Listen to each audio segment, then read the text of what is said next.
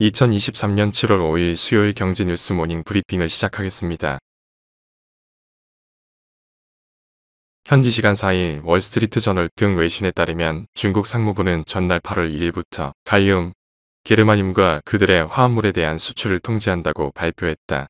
중국이 제닛 옐런 미국 재무장관 방중 발표 직후 수출 통제를 발표한 것은 대미 협상력을 높이려는 의도로 파악된다. 중국은 전 세계 갈륨과 게르마늄의 94%, 83%를 각각 생산하고 있으며 재련 가공 분야에서도 막강한 지배력을 행사하고 있다. 산업부는 이날 산업공급망 점검 회의를 열고 광해광업공단이 40일 분량의 갈륨을 비축하고 있으며 수급 차질이 우려되면 신속히 방출하겠다고 밝혔다. 게르마늄의 경우 대체 가스를 사용하고 있는 데다 중국의 국가에서도 공급받을 수 있어 영향이 적다는 입장이다. 다음 뉴스. 4일 한은과 인민은행에 따르면 이창용 총재는 전일 중국 베이징에서 이강 인민은행 총재와 함께 판공성 서기를 각각 만났다. 옐런 장관의 6에서 9일 방중을 앞두고 이 총재와의 면담을 서두른 점이 눈에 띈다. 이 총재는 한은 베이징 사무소 점검자 주말을 이용해 베이징을 찾을 계획이었는데 방중 소식을 알게 된 인민은행 측에서 긴급 만남을 요청했다. 인민은행 측은 홈페이지를 통해 양측은 거시 경제 발전과 한중 금융 협력 문제에 대해 의견을 교환했다고 적시했다. 다음 뉴스. 소비자 물가 상승률이 21개월 만에 2%대로 떨어졌다. 2월 물가 상승률이 2.7%를 기록하며 2021년 9월 이후 가장 낮은 수준을 기록한 것이다. 하지만 한국은행의 목표 물가인 2%대를 유지하는 것은 어려울 것이라는 전망이 우세하다. 석유류 가격 하락에 따른 기저효과가 커서다. 국제유가가 바닥을 친 모습이고 8월 말로 유류세 인하 조치가 환원될 예정이라 향후 석유류 가격 하락 효과는 반감될 것으로 보인다. 이에 한은도 물가가 다시 상승할 것이라고 전망하고 있다. 김웅하는 부총재보는 소비자 물가 상승률은 이달까지 둔화 흐름을 이어가겠으나 이후 다시 높아져 연말까지 3% 안팎에서 등락할 것이라고 내다봤다. 다음 뉴스. 손정혜 회장의 소프트뱅크가 인공지능 투자 트렌드를 따라가지 못하고 놓쳤다는 냉정한 평가가 나오고 있다. 시장조사 업체 비치북에 따르면 기업 가치 10억 달러가 넘는 생성형 AI 유니콘 기업 26개사 가운데 소프트뱅크가 투자한 회사는 하나뿐이다.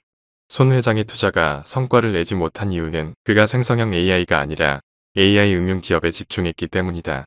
소프트뱅크는 비전펀드가 후원하는 기업의 90%가 AI 기술을 사용하고 있다고 밝혔으나 정작 AI 기술 개발에 특화된 기업엔 거의 투자하지 않았다.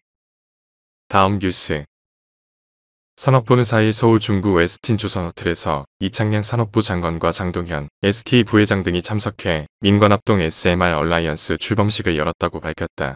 이 장관은 세계 각국과 기업들은 SMR 시장 주도권 선점을 위해 치열한 경쟁을 벌이고 있다며 지난 수십 년간 대형 원전을 안전하게 건설하고 운영 관리한 원전 관련 공공기관들은 미래 SMR 시장에서도 주도적 역할을 이어가야 한다고 강조했다.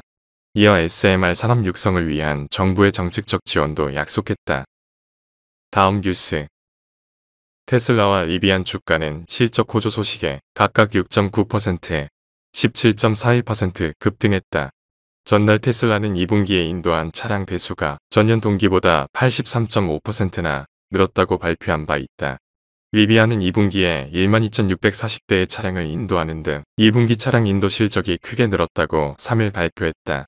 이전 분기 인도량이 약 8,000건, 1년 전엔 4,500건 정도였던 것과 비교하면 크게 늘어난 것이다. 앞서 리비안은 올해 당초 예정대로 5만 대의 차량을 인도할 거라고 확인한 바 있다. 덕분에 특별한 재료가 없는 로시드도 덩달아 7% 이상 급등했다. 중국의 전기차 업체인 리오토, 니오 샤오퐁 등도 모두 랠리했다. 다음 뉴스. 농심새우깡 후속작 먹태깡 수요가 급증하면서 유통업계가 물량 확보에 비상이 걸렸다. 편의점이 물량 부족으로 점포 발주를 중단한 가운데 대형마트는 입고 일정을 조절해 정상 판매에 총력을 쏟고 있다.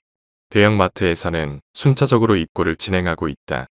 농심 먹태깡은 맥주 안주로 인기를 끌고 있는 먹태 맛을 접목한 제품이다. 지난달 26일 공식 출시한 먹태깡은 나흘 만에 67만 개가 판매됐다. 농심 자사몰에서도 먹태깡 판매가 중단됐다. 농심은 생산량을 늘려 재고 부족 문제를 해결할 계획이다. 다음 뉴스. 하나은행이 고시한 7월 4일 오후 8시 원달러 환율은 1300.50원입니다. 시청해주셔서 감사합니다. 더 좋은 영상을 위해 구독, 좋아요 부탁드립니다.